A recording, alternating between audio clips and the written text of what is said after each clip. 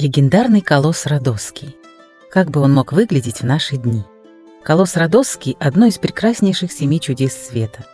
Так бы он выглядел, если бы дожил до наших дней, по мнению современных дизайнеров. Художники из Neom Studios воссоздали образ знаменитых чудес прошлого, какими бы они могли быть в наши дни. И первый в списке – 36-метровый колосс Родосский. Это гигантская статуя древнегреческого бога солнца Гелиоса, которая стояла в гавани в городе Родос на одноименном острове. История строительства такова. В III веке до нашей эры Родос оказался в осаде. Его пришел захватывать очередной царь Македонии, Деметрий.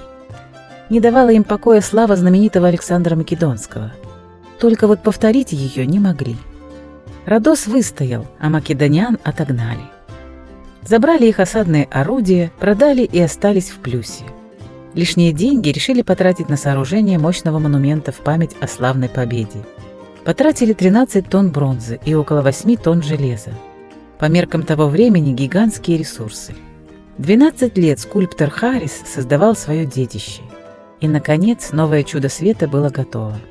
Простоял колосс всего полвека, после чего был повален землетрясением. Египетский царь Птолемей III предложил оплатить восстановительные работы.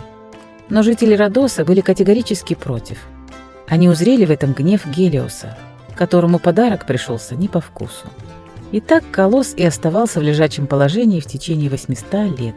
Он был надломлен в районе коленей. Кстати, данная картинка вызывает споры у современных историков. Раньше считалось, что колосс стоял в гавани, и у него между ног проплывали корабли.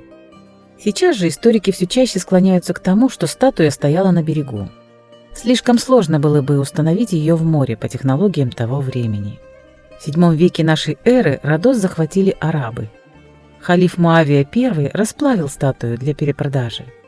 Покупателем выступил еврейский купец, который увез колосса по частям в караване из 900 верблюдов.